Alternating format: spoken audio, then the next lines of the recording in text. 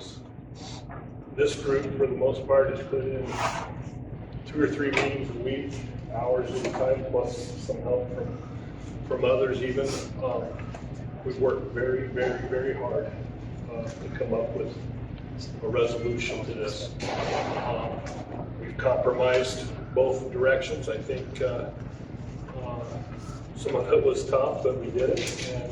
And as a group, we're extremely happy with what we're going to provide here today. Yeah, so we met a couple times a week for the last, however long, 2 months, something like that. And I think from the beginning, we all went into it with an open mind. We all went into it wanting to accomplish something for our citizens. And I think we've come to that.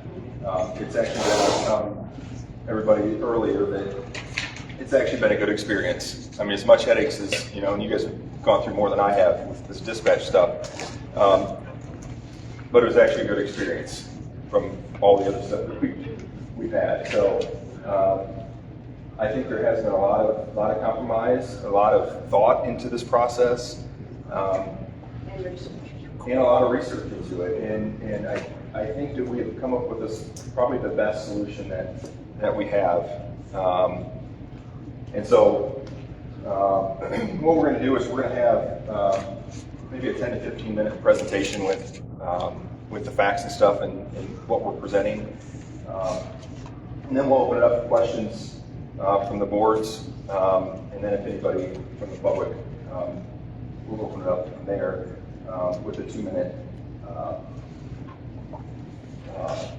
time frame talk. So.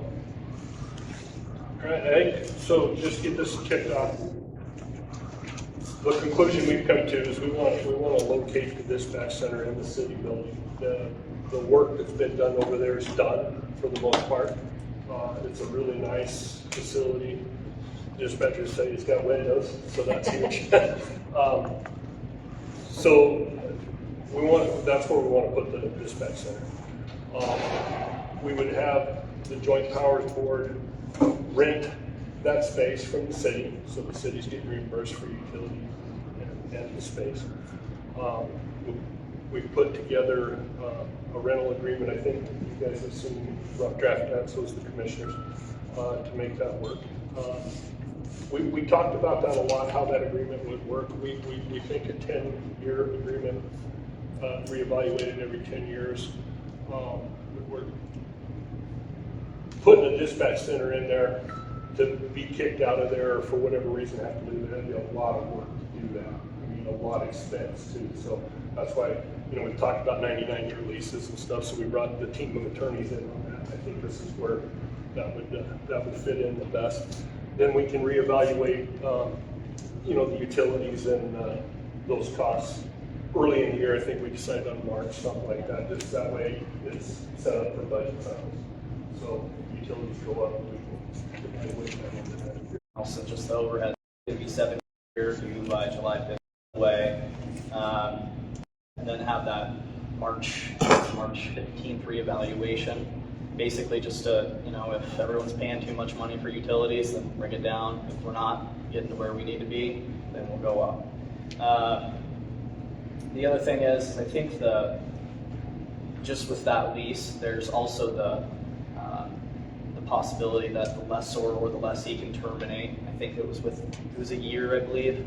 And that just, again, it gives you the 1 year notice, and then of course you have the time period for at least, hopefully what we would hope is that they, everyone who's involved can get all their ducks in a row and get out of there. So.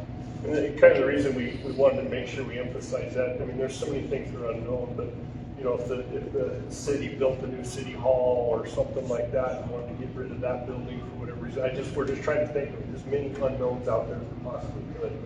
That, if that's on the table, that, you can build a new facility somewhere or something like that, that we would have time to, the Joint Powers Board would have time to find another place and then consider how to move that equipment. It's quite an undertaking. So next we want to talk about what the next recommendation is for this group of people. And so the team is recommending that we create a Joint Powers Board. between the three entities. And you guys have a copy of the Joint Powers Board agreement that I primarily drafted, and I got input from Dublin and Mike, and obviously the team, but you can kind of follow along a little bit about that, and I highlighted some of the areas just so you know kind of what stands out. So with that, then Chuck's going to outline kind of what we're proposing with some of that. So we're proposing a 5-member board. It would be the sheriff, the 2 chiefs, or who they designate, to fill in for their position. And then we have 2 at-large members. And how we would get to those members is we would pull somebody from one person from the commissioners, from Upton Council, and from Newcastle Council, and then those 3 people would come together and they would determine who fills these other 2 spots. So everybody's got to stay in it. And then also so that the citizens have a say in their dispatch. I think that's something that I saw from the meetings before, is that the citizens want a little skin in the game there. And so I think this is giving them that. Let's see, and that number would be able to change depending on the board that we have in place, and then voting maybe to add another, or we probably have to add 2 more. So we would leave that clause in there if the board deems it necessary to add more positions, then and we would do that. There would be staggered terms, so we have people going out and coming back in. Part of the reason we wanted to do the at-large positions is ultimately, when you're talking dispatch, the real end user is the citizen. So, sometimes it's hard for a citizen to come to Chuck or myself or Susan or, the dispatch center and say, hey, I didn't like the way my neighbor was handled on the phone or something like that. Those at-large members would have some, hopefully, pull in some information from the citizens so we can give the absolute best positive service. When you really get down to it, that second is the first responder. So I think that just having that citizen skin in the game would help us a lot. And you guys want to explain why you picked a 5-member board recommendation?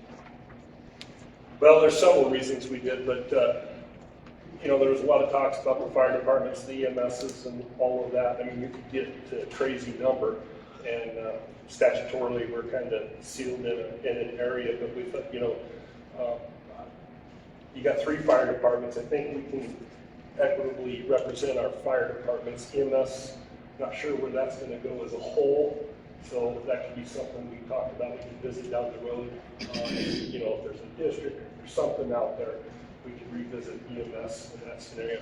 I think Susan feels comfortable that she can represent up in EMS. I actually reached out to them to ask their opinion, and they would prefer that I represent them at this time. So I think keeping the number lower is a good idea, because if we have too many people, everybody's got an opinion, and we've seen how that works out, and it doesn't usually work out good. So when we've discussed this, several meetings, and we've kind of done the pros and the cons, and I think that 5 is a good number, at least to start with right now. So to get our feet up under us, get policies in place, get moving forward to meet the needs of the community, and then be able to readdress who may not be having a voice. And then we can go back to the statute and readdress that. And that gives us, the way the statute is set up, that gives us that freedom to start, get it going, and then go back and fill that in if there's a need. And with all this stuff, we've looked at trying to prevent issues in the future. We want something that is going to be good for our kids and grandkids and moving forward years down the road. And so we're trying to make sure we cover all those points. And I hope that we have. I'm sure we'll probably forget something down the road, but I think that's when the board comes in and can make a good determination of what they need to do. So the cost, and we've discussed this quite a bit. How we've done it here last few months since I've been here is we, basically count the calls for service. If the county had so many calls and you guys were obligated to pay that percentage, and that gets ridiculous. But looking at the calls for service and the population, it's very, very close. And so we broke it down where the city of Newcastle would be paying 50%, the county would be paying 37%, and Upton would be paying 13%. And so we base that on the population. And then, let's see, we're going to reevaluate every 5 years to see if Upton explodes and has a huge increase in population, then their percentages go up. If the county goes down, then they would go down. And so we would reevaluate all that stuff. And hopefully that would help, because we're kind of boom and bust communities. I think we all know that. Up and shoot out into the park is going to be the biggest one, or they could just go completely down.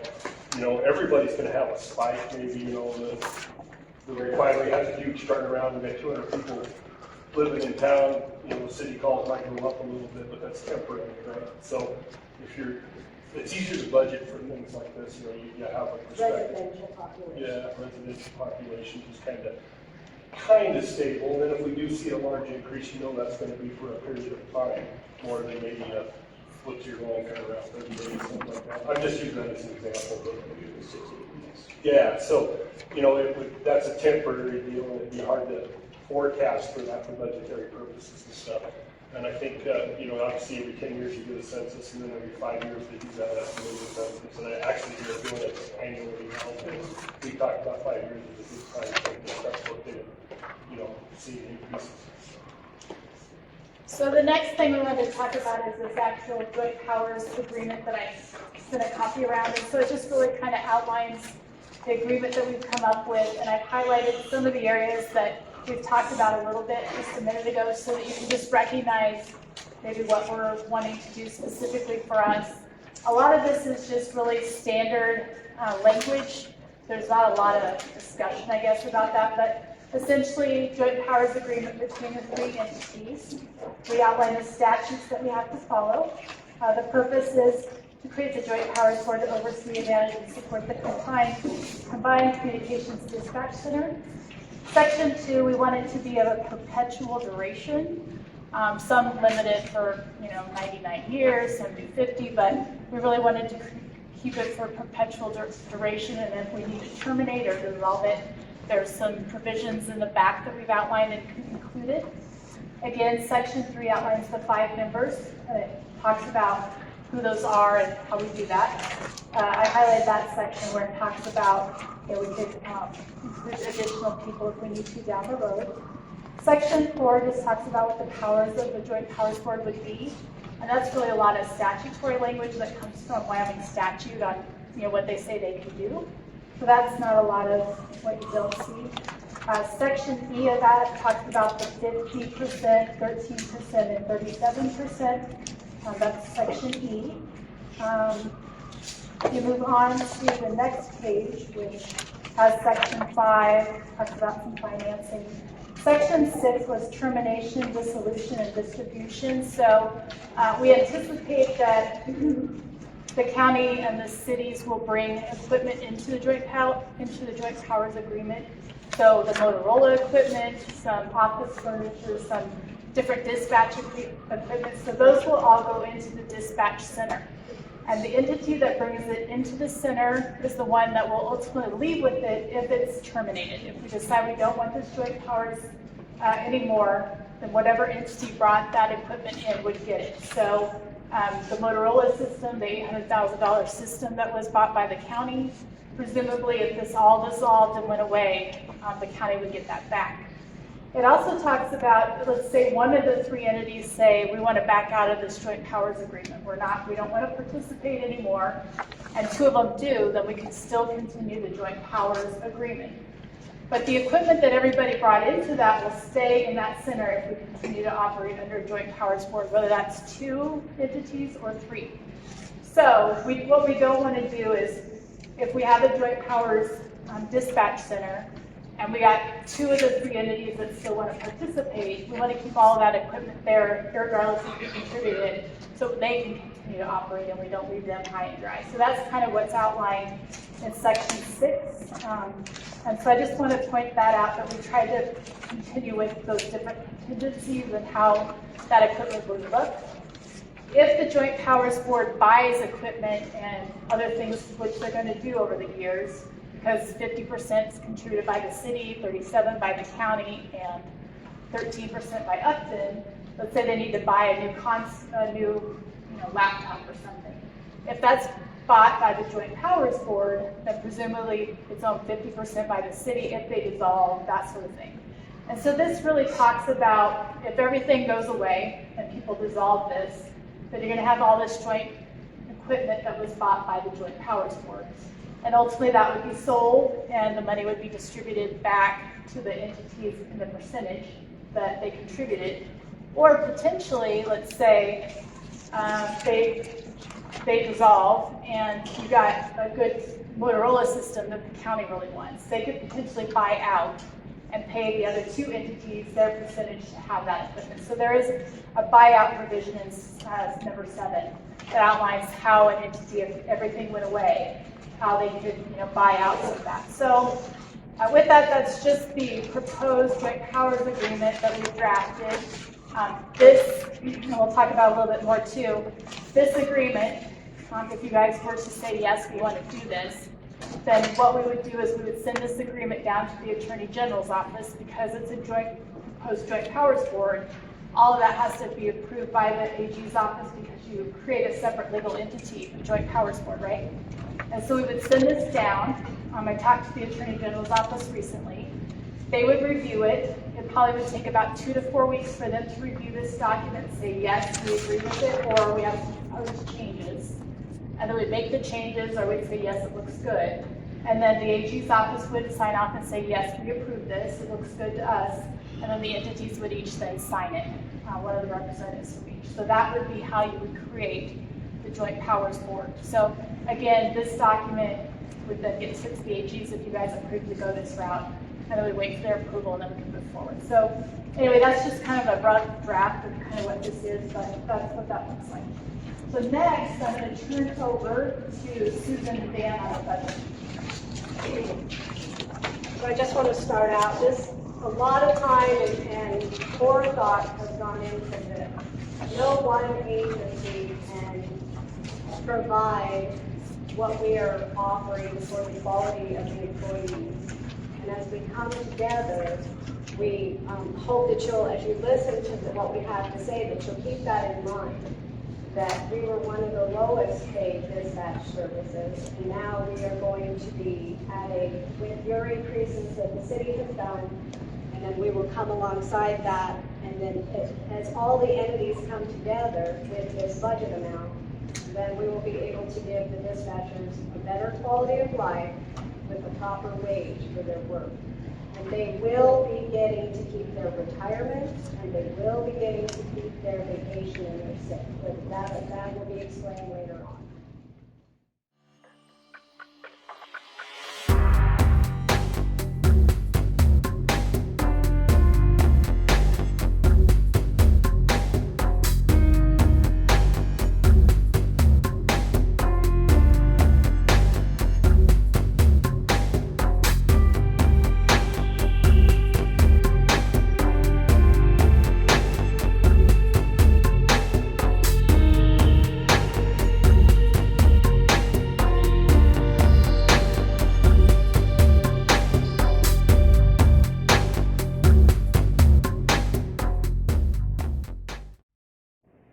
So with that, when you look at those numbers, the budget did increase substantially. So we're both about right around 825,000. I know that the city's been running at 600 roughly, I think. With the increase in the wages and to make it competitive, just the salaries alone and the benefits increased that budget by to 663,000 roughly out there. So what your guys' operating cost prior to all those raises from last year from the $6 to the $4. I think that's increased just the wages to make it competitive to our neighbors, not counting Campbell, because no other place is competitive. To in that line, it would increase our budget by $600,000. And we're also, with a competitive wage, we propose we'll be able to get qualified staff to be fully staffed. When you look at what's happened along the years, we haven't been able to be fully staffed for any length of time. And so we're also proposing that every citizen someone will answer that phone, because we're going to have the staff to answer the phone. And so that's very important as you look at this budget. This is something that we haven't been able to provide as a service, and I mean we, it's all of us, have not been able to do that because we haven't been able to keep the personnel. So by doing this, we will be able to offer something of quality to bring that to the table for them. So just to be clear, we did provide you a copy of our proposed budget for a Joint Powers Dispatch Center. And so, like Dan was explaining, roughly $600,000 is what the city pays currently to operate what they do. The Joint Powers Board is anticipating $825,000 per year. So there'd be a $225,000 increase under this proposal by the board. But as they mentioned, it's really to increase the salaries and the benefits for the dispatchers who have been operating much lower than any of the area comparable dispatchers. And so that's what you see in that increase in the proposal that we've done, just so everybody kind of understands. And by us coming together, we'll be able to provide that and it'll be an ease on the two larger entities. Because we discussed it, if there was 2 dispatch centers, the county would be paying. So, yeah, say I'd be paying 18, well, he's gonna sneak in there and try to pay 19, and I'm gonna come ask for 20, and you're just gonna have that constant competitive, and I'm sure that would get sneaky. Yeah, and it would, he's gonna be paying, say, $600,000, and I'm gonna be paying $600,000. So, with the taxpayers, they're gonna be paying, on the low end, $1.2 million. Yeah.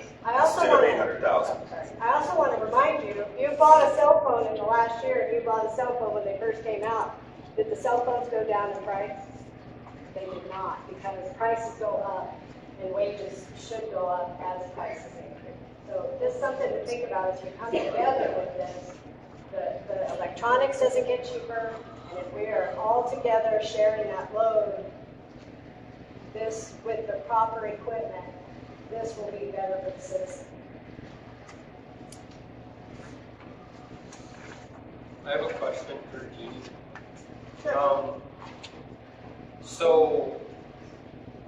I don't understand a little bit about the Joint Powers Board. Does the Joint Powers Board have the power to levy mills? So there is some financing that joint powers boards can tap into, and it's actually part of the joint powers statutes. And a lot of it is for like capital construction and that sort of thing. I think it would fall to the county and the city to create the mill levies in order to fund it. So I think it would have to come through the county in an effort to fund the dispatch center, but that might be an option. And then another one, this is just kind of logistics, but were we going to try to expand the number of employees that the dispatch is going to have? I think, initially, we were going to get to that here in a minute, but we were going to do 7. And the way that would look is you would have a director that can dispatch, but the director would be in charge. That would be the ultimate supervisor. That would be the individual that reports to the Joint Powers Board, the dispatch supervisor, which was the working dispatch supervisor. But we talked quite a bit with Tanya about how that looks and stuff, and I think we start there. And then if we really need to expand, a position or 2, then we do that when we really see the need. I think part of the concern for this year at least is that how many dispatchers do you have? We have 3. They have 3 dispatchers right now, right? And a supervisor? No, just 3. Okay. So part of the issue is they're extremely low staffed right now to the point where they've never operated at this few dispatchers. And part of the issue is as we hire new dispatchers on, they have to go through a lengthy training process. And so even for this first year, if we were to get it up and going, it's going to take a pretty lengthy training. Well, we're going to have to find the people to hire and pass all the background checks. But then you also have to do all the training. And so I think for this first year at least, I mean, we're going to be lucky if we tack on a couple more dispatchers and start their training process. Now, what you might see is next year when we come to budget, we might have a couple more trained and we might say, hey, we need 2 more in addition to the 7 that we're proposing. But right now, due to the lag of just trying to find help and the training, we felt pretty comfortable just having the 7. But I think the thought is they're operating on a pretty slim, but staff right now, so it's really tight. And Tanya, correct me if I'm wrong, today you mentioned that the mag number looks like it might be 8. Is that correct? That's what we're currently set to be staffed at, is 8, so we have 2 per shift. Do you know what that looks like? I mean, does that feel right? Yeah, that feels right, because So I foresee that. you've got like 2 per shift, so you're not working alone, and then the officers don't have to come in off the street and give us breaks. Because otherwise, we're stuck in that room for 12 hours with nothing. So let's talk a little bit about the employee piece just a little more. So yeah, we've covered the 7 employees, 1 director, assistant director, and 5 dispatchers. And I mean, we've kind of covered that part. So, one of our main missions was to keep the dispatchers, have them paid well, better than, at or better than what they are now. Keeping retirement, keeping sick leave, and there's some things we've worked out through that I think will work pretty well. But I mean, like we talked before, the pay, and I didn't really realize this until we really started looking into everybody around us, that our dispatchers were very underpaid by a considerable amount. So we've kind of corrected that over the last couple weeks here. But we want to make sure that they're taken care of, and that we want to keep good employees. So we don't want to have to just cycle, because there's a lot of training and a lot of expense. We don't want to just cycle through employees. And they are going to get to keep their sick and their vacation, and we've got that all. We're still in the process of with Stacy and Kelly and what that looks like, but that they will come whole where they are at and move from there, and they will be paid according to their experience and training, not starting over. That's very important. That was something very important for me, for that stayed the same and they went up from there. And I think one of the important pieces to recognize, and I didn't realize, but I was talking to Tanya, she's worked 17 years? 18 years in dispatch. So those are the kind of employees that we want to keep and attract and continue to support, because every time you lose one, you're back to square one with training. And so that's one of the things that we really want to continue. And our training in-house is a 6-month in-house, very intense training, and then they do 2 weeks at the academy with the academy training. But we can't just send them to the academy for the academy training and put them on the console and say, there you go. Because otherwise that creates liability for everybody.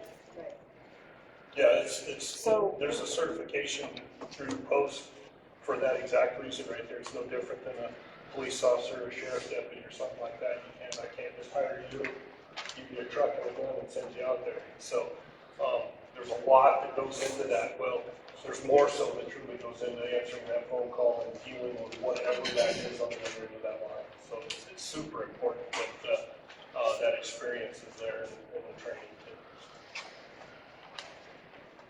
Should we talk about Motorola? No, we're gonna talk a little bit about insurance. We've kind of looked around at how to best do that insurance right now. WBT looks like the what we're looking at right now, and then Joint Powers Board can move right into that. So there's still we still have got some answers, but we're looking at that. And then the other thing to keep in mind too, we're talking about benefits and pay and all that stuff at retirement. So her 18 years is still 18 years. Yep. Okay. And that WEBT that we mentioned for health insurance, I don't know, is it the city and the county both have that, or? The city does. The city does. The city. The county does too, I believe. Yeah, it's through the same. So anyway, when we were looking for health insurance, we were concerned about trying to find a health insurance company that would support, a small entity somewhat and be reasonable. And so this WVT is a state, well, it's in Cheyenne, but different county entities and city entities opt into it, as well as like joint powers boards and small boards around the state. So they're equipped to try to help us out, and hopefully that'll work. All right, well, I guess we'll talk about the Motorola and Stillman system.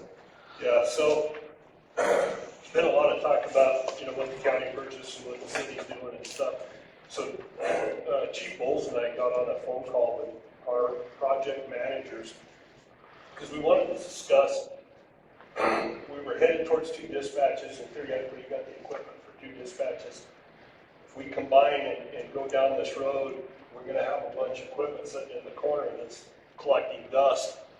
And we kind of found out, no, not necessarily, that this actually fits. So we would be using the Spielman system, that Motorola CAD system.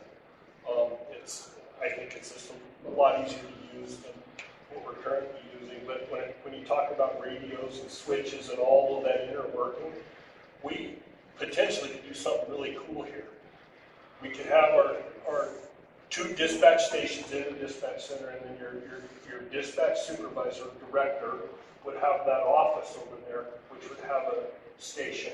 So if they get crazy busy all of a sudden, and that person needs to kick in and do that, they could run, they don't have to leave the office, run to one of their stations to do that. So that's a plus. And it also potentially affords us to set an off-site, same station, off-site dispatch center that we can have in case of a disaster. And I'm not talking like setting up something here in this building. We really worked with Susan and talked about maybe setting it up in Upton there, where if we have a major disaster here, rail, flood, tornado, whatever, we can literally go way off-site and be running a complete dispatch center, other than just radios. You have to catch the whole 9 yards. So that was kind of something we ran into when we talked to them. We can actually combine this and really offer something really cool. And we've had a couple meetings with the project managers, and they're, from our last meeting, they're working amongst themselves to figure out what the best solution for everything is. And what we told them is we want the best equipment. If the city has something that is better than the counties, because we both did basically the same thing. But some is a little newer, which like a couple months or something. One's a little better than the other. So, and it's back and forth. So like one thing is they have a better recorder than the city does to record some of the calls and stuff, or radio traffic.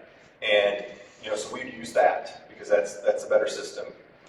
So that's what we told the people from Motorola. We want the best equipment utilized, so we have the best product being pushed out to our citizens. And this is the best product, thank you. This is amazing equipment, and I have had the opportunity to use the database, and it's excellent. It's an excellent database. So that's exciting too, to be able to bring that to the community. And like Chuck mentioned, that recorder, that's another example of that. You can put that recorder in that offsite deal. So the second we pick up there, we're still running just like it was another dispatch. It'd be only one position, but we could potentially make all that work. And then if there's, I'm sure there'll be like the backup batteries and stuff like that. There might be a few spares in that. The switches would be one extra switch, but I think we can utilize that in trying to get some of our towers updated. So we can, I think hopefully when they come together with this, it looks like we'll be able to utilize almost all of that.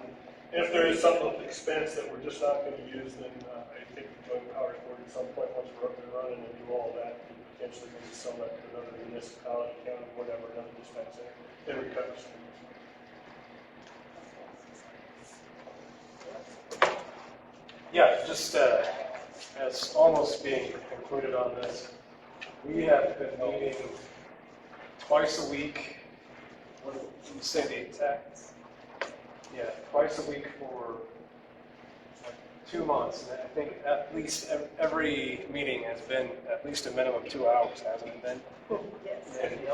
Yeah. Yes, it has. Yeah. That's just at the county attorney's office where we've been meeting. These guys, Brian, Chuck, Susan, Dan, Tanya, Kelly, I'm missing somebody. Stacy. Stacy? Okay, she's right here. Have been putting on work in addition to that. It's just been all-on effort to get something done, and it's been pretty incredible. Even further. Yeah, even in our meetings, it's not about who did this, who did that. It's about finding a solution that's best for the citizens. And I think after all that time and all the work that's been done, this is the best solution. I think all the individuals I've mentioned deserve to be highly commended for all their efforts in trying to get this done. And I think it's a really good effort. And I don't know if Dublin wants to chime in on that. You said it perfectly. Yeah, it was pretty amazing just to come back and see.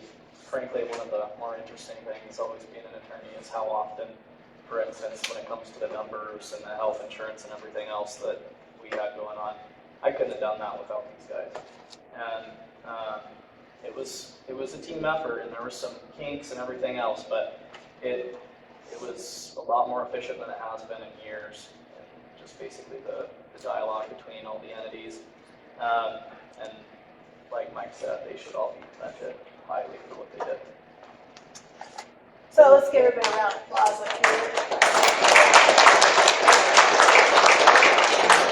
There's a lot of coffee drinking, but anyway, so tonight what we're asking as a group is that the city and the county make a motion and agree that dispatch is at the city space so we can move forward with setting it up. And then we're also asking those two entities to make a motion tonight to enter into the Joint Powers Board agreement so that we can send that Joint Powers agreement off to the AG's office for approval. And then once it's returned, we'll come back in front of you with the approved document by the AG's office, and then the different entities can sign off on it. My understanding is that Upton, because they can't conduct business outside of Upton, that Nick has agreed to be here tonight so you can hear all this wonderful information. But we're anticipating that he'll go back to his board and let them know what we talked about. This group may go and present the same information to Nick and his team up in Upton, and we're hoping that they will then do exactly what we're asking of you tonight. So that's what the team's hoping for tonight, so that we can move forward and hopefully move in a good forward direction. So we'll open it up to questions by the boards, and if you guys have any questions, we'll do our best to answer. So I have a couple of questions.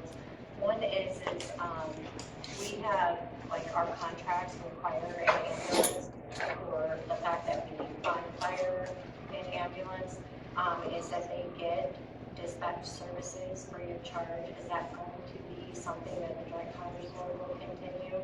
So we can change that in our contracts with those entities? That's what we would like to see us do. Okay. And then I guess my other question is there, I know it says in here that there's going to be the 50% and 37% and 13% will go towards maintenance and combined communications and blah, blah, blah, blah. But is there going to be a certain percentage of our 50% that's going to go towards replacement, all of that? What percentage is that going to be? That's in the budget, so. We have a copy of it in there. Yeah, but what percentage is it? That's Kelly's question. That's Kelly's Millar's question. So what would happen under the Joint Powers Board? If you create the Joint Powers Board, you again create this legal entity that operates the dispatch center. What this board will do, the 5 that are on the board, will sit down every year and come up with a budget. So kind of what that budget formation, they'll go through and say, okay, this is what we need for this year. They'll then present it to the 3 entities and say, we're estimating that our costs are going to be $825,000 for the upcoming fiscal year. We're asking that the city fund $400,000 or 50%. Give that money to the Joint Powers Board. We're asking that the county give their 37% to that total and them to do the same. When those 3 entities give that money to the Joint Powers Board, they will actually have an account, and they'll have a Joint Powers Board account. And they will have someone on their board, or maybe they'll tap into Stacy or Kelly or whoever, that will agree to pay with their checking account those expenses. And so when they submit their budget every year, they're going to tell you what they think they need. So they may say, we need an upgrade to the Motorola system, which is going to cost $50,000. And then we need, $7,500 for our rent. So it all goes into the pot based on the percentages of the budget that's proposed. And then that board uses that money to pay those expenses that they've asked to. I understand that. I guess what I'm trying to ask is there going to be a line item where, like, say 2%? Right, so that we're not the same. There is a line item and there is a percentage. I just can't answer that question as to what the exact percentage is, but it is on the line items for repairs, So replacement. it will keep increasing every year. Yes. That's what. Yes, it won't get burned up every year. We don't have it. We save it and then we have. Yeah, I just want to make sure it's not where probably that is the issue. Right. So like a, And we're being modest because we have all the equipment for the furniture. So that would go into savings. There's a note in there, is this enough? Exactly. So maybe then to follow up with that. So in the event that this dissolves, let's say the 2 of the 3 entities say we're out, and so you have to dissolve the Joint Powers Board, then kind of based on that later part of that Joint Powers Agreement, then you look to see who brought that equipment to the table initially. So the Motorola system that the county bought would go essentially to the county. But then any other equipment that you might buy along the way, the Joint Powers might buy along the way would be Joint Powers equipment in the end. And then ideally it would be sold or gotten rid of or whatever we can do with the best of it. And then a percentage would go back to the city on what was recovered, to the county, and then to the town of Upton. So And that's there's where that percentage. a lot of talk about the contingencies, right? But we're hoping that the Joint Powers Board lasts for 90 We days. just wanted to answer your Yes, question. yeah, and that solution's in there by statute, so you have to have a way to shut it down. And let's say, for instance, that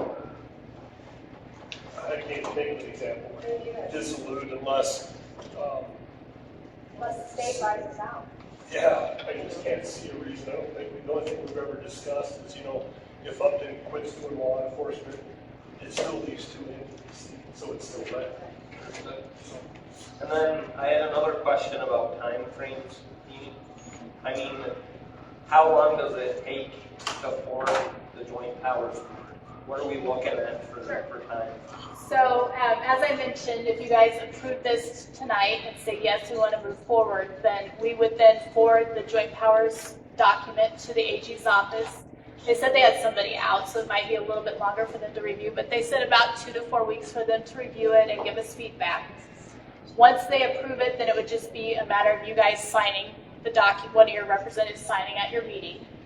Once you sign and once the AG's office approves, then we're off to the races, because in the document it outlines, I lost my document somewhere, it outlines how fast you have to get that the Joint Powers Board to get going. So if you look at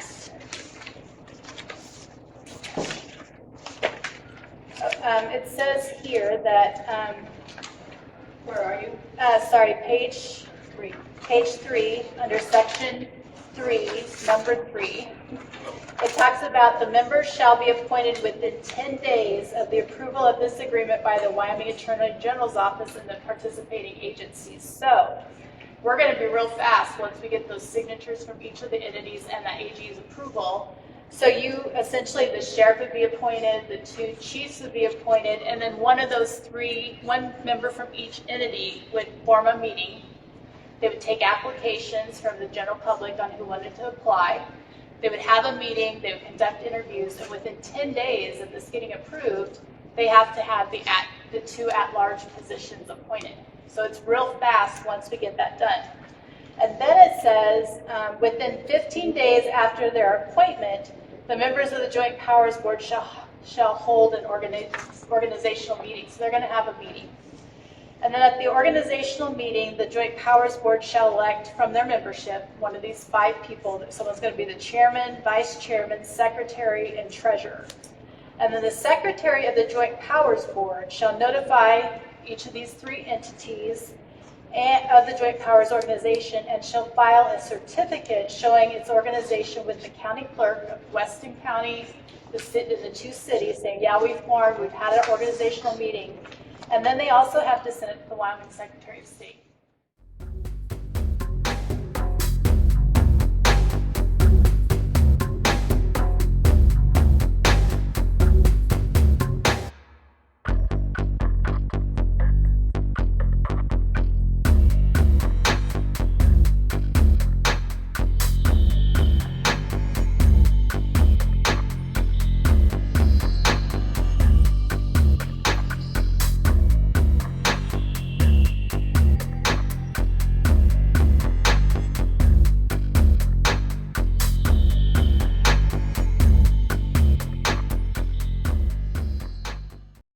Once we have these people appointed, they got to have a meeting, and we have to then notify the three entities that, yes, we've met, we've got an organizational meeting, and the Secretary of State has to know where I'm going.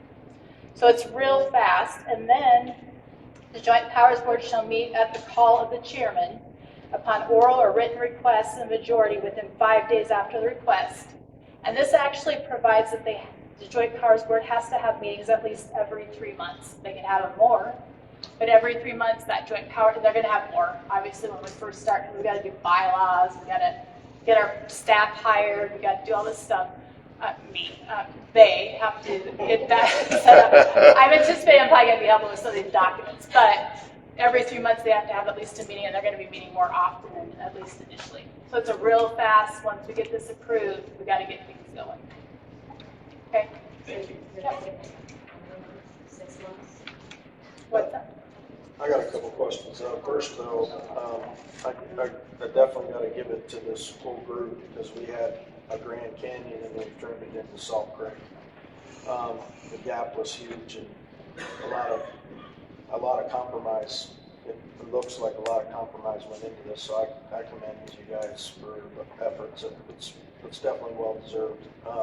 City, same thing. I mean, you guys have worked hard. I think we all have been frustrated at times, but you guys deserve as much credit as you can get.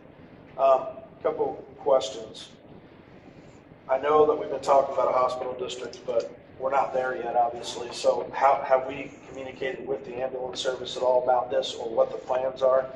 And that might be, it's a suggestion, is we're not at that point yet, so we may want to make sure they're involved in this and they understand how this process works. And maybe you guys were planning on doing that anyway, but just a thought. I also saw in your joint powers agreement that you know, adopting bylaws. I'm assuming they're going to be Robert's rules of order. I don't know, but that's definitely something that, you know, should be looked at. As far as the other thing is have we considered, or I'm sure you guys have considered, I think it'd be a smart thing for everybody on the board to go to some type of board training. I think or I'm going to speak just for me, I've always thought that we have laxed at training our boards to be really effective sometimes. Some of it is their responsibility, but I think we'll have a much better board if we're being collaborative and making sure they get the training that they need so they understand what positions that they're in. I want to do an advertisement. Yeah. It'll be held here next month. Well, I mean, even the university offers board training. It's a computer training, and it's free. It's not anything you go. But the question I have is on the 7 people. I know we have a budget in there, and I'm all for making sure salaries are competitive. The concern I have is actually from the one that the ambulance brought up, is we are short-staffed right now. How are the employees dispatch being paid? Are they, because there's rules about, and I think Jeannie will test the salary hourly, because this budget can get way out of hand if we're that short-handed. We get into overtime pay and time and a half, that could eat that budget up like it did the ambulances. So I'm just wondering how we're going to combat that.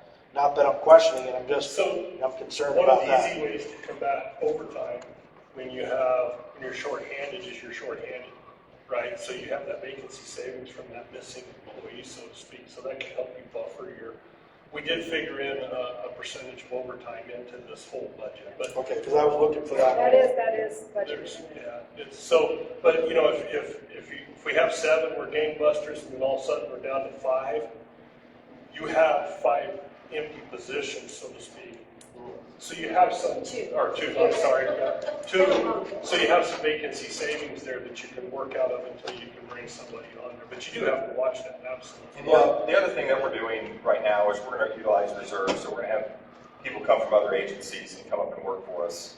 It's just for straight time, and so we can bring that overtime pay down a little bit from doing that. But you mean like bringing in some substitutes or? Yeah, like if it's an employee, obviously, if it gets to a certain time, we're required to pay overtime, or that can get. Right, but what Chief Bowles was talking about, let's say they're shorthanded now, so he's gonna bring somebody in, let's just say from Campbell County Dispatcher that wants to come over and work her days off, his or her days off, and work straight time over here.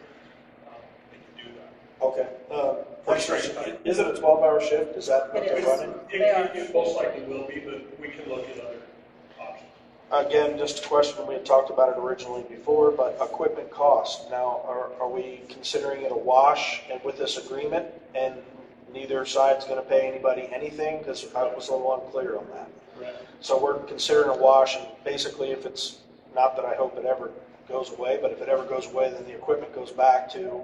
If it's the original equipment, it talks about in that joint powers board, so, 30 years from now it goes away, and then that joint power board dissolves, no single entity has purchased it even, right? Right. So then that equipment so let's just say the two cities go away and the county wants to do it, then you've got to buy that from the joint powers board.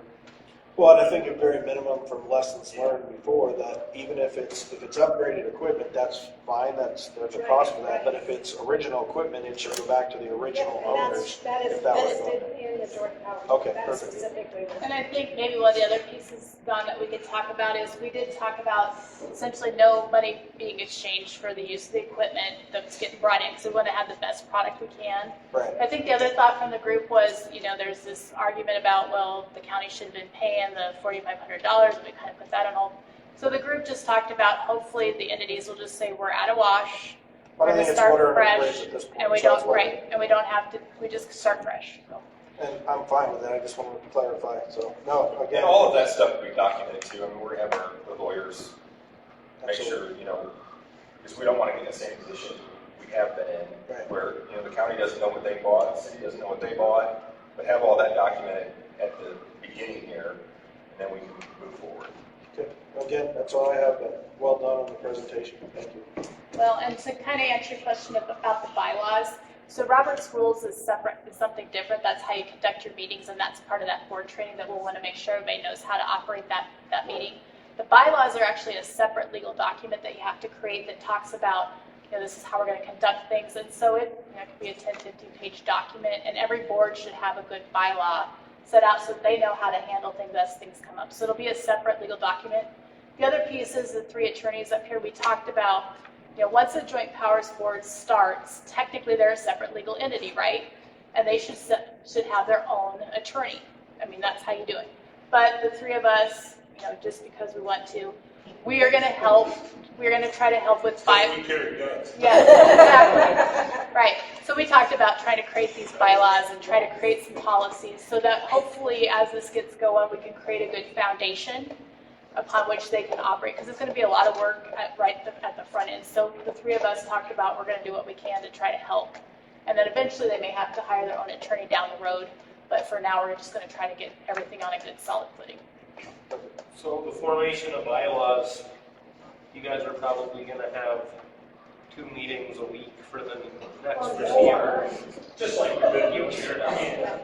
We're used to it. There's still a lot of work ahead of us. Yeah, we're not, So, but this is by far the next step that we got to get to that. Well, and you have to have policies for your dispatch center. And so the city has policies on how they operate the dispatch center, like how to do certain calls and how to do certain things. And we talked about, the original issue was that the city, or the county and the city didn't feel like they were being heard on grievances. Like a call comes in and maybe they didn't think it worked out quite right, or they thought something else should have been happening. Hopefully, for this creation of this 5 board member, any concerns would be brought to the 5 board members, and they would then discuss it. And then if they needed to, they go to the director dispatcher, and they would have them address any kind of employee issues or anything else they need to. That will all be in the bylaw. Right, and that'll be in the bylaws, how they're going to handle that and the policies, and that all has to get created so that we have a smooth transition working. So I got a quick thought here. You know, we first was talking about the 5-member board. I was thinking like 7, but after your presentation, I backed down to the 5-member board. The only thing I would maybe like to see is where there's one commissioner, one from Upton, one from City of Newcastle, on selecting the 2 at large. Would it be possible to maybe get, That's what they're doing. yeah, but someone from a fire or an EMS on that selection committee, not come from them, but instead of the 3 people, have maybe 5 people. That way you have representation from the EMS and from the fire departments. To select Yeah, just to select the 2 at large. Not, they don't come from those entities, but have somebody representing those entities on that selection board. You know, that way those entities don't feel like they're kind of getting left out. This way they have a say in at least selecting the member. They don't have a say in the board itself, but they have a say in selecting the member. I think that would be doable. We just change the way that this reads, if that's what everybody wanted to do. The other thing we talked about is, although they may not be a technical board member, they are certainly going to be people that are going to be invited to every board meeting, and they will obviously give input to the bunch. So we did talk about that, making sure that they are invited and know the meetings so that we can get their input as well, too.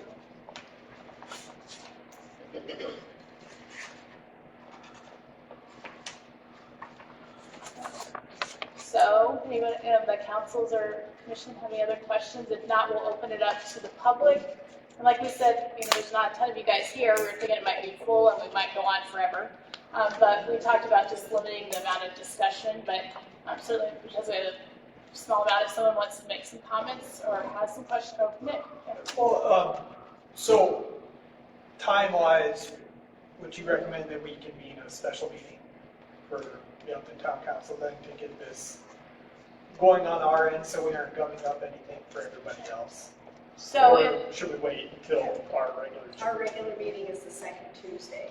It got changed to the 3rd. Oh, it's the 3rd. Yeah. It's not till the 19th. So yes, I guess the recommendation tonight is, because we did call it as a special meeting, that the commission and the city council make those motions and allow us to move forward.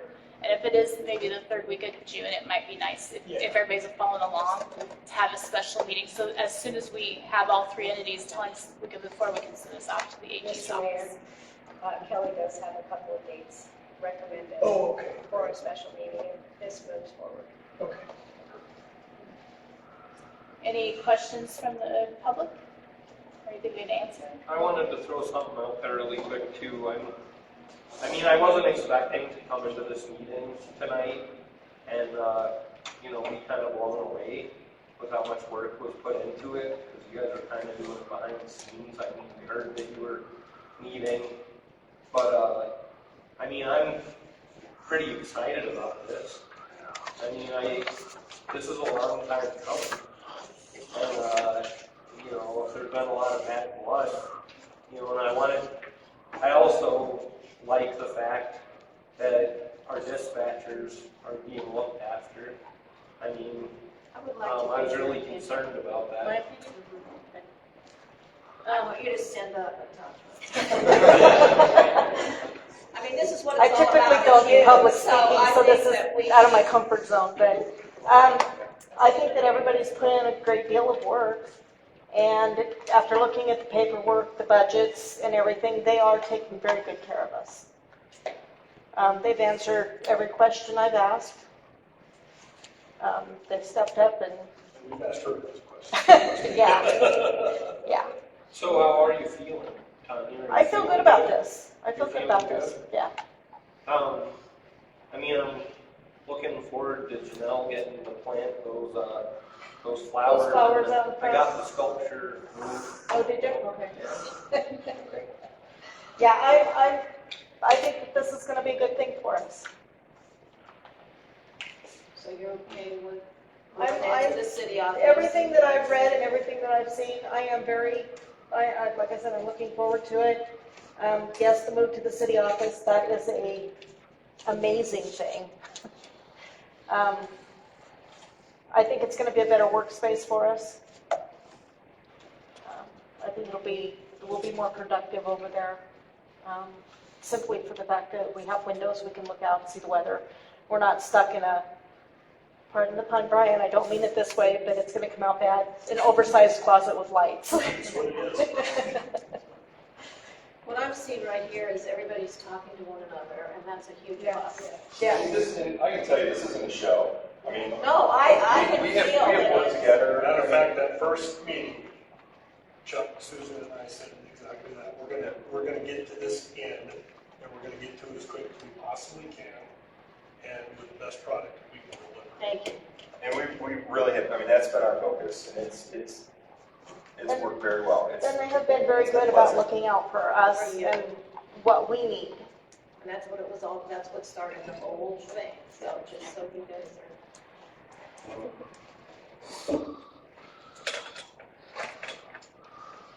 And for your second member, or your other two members, where you have to have it done by 10 days, you have to have them appointed. Can you start advertising before as soon as the Attorney General? I think we talked about that. I mean, the Attorney General isn't gonna just say, you guys can't do it. They're gonna have, you know, recommendations, or hey, you might wanna change this. So I think if we have the approval from the boards, I think we can start pushing forward on most of this stuff.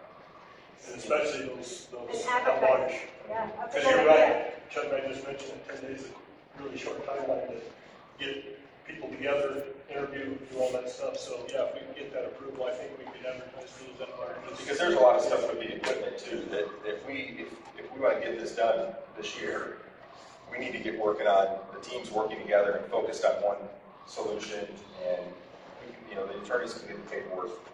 And we kind of pointed our project managers in that direction already, so. On that note, I'd make a motion that the city of Newcastle enter into a joint powers board agreement, so we can send a joint powers agreement to the Ag's office for approval.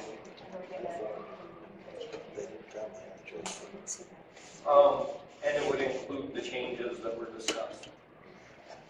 Okay, we have a motion and second. Any further discussion? Well, thank you guys for all the hard work you guys have done, you know. Thanks so You much. guys, I think you guys don't mind feeling to the joint powers board, this whole thing. You guys were over and above, but actually making sure everybody's got a voice in this whole dispatch and stuff. Any other? All in favor, say aye. Aye. All those opposed, same sign. Motion passes. Would it be also possible that the city could also approve that we agree that the dispatch should be at the city space? I'd make a motion that we agree that the dispatch be moved to the city space so we can move forward with setting it up. Okay, motion and second. Any further discussion? All in favor, say aye. Aye. All those opposed, same sign. Motion passed. I make a motion that the county approve the dispatch to go into the new city building. And enter into the joint powers agreement per the document that's before us. I second it. Have a motion properly seconded for the county to agree for the dispatch to move into the city office and the county to enter into the joint powers agreement as laid out in front of us. Is there any discussion here? All those in favor, please say aye. Aye. Aye. Motion carried.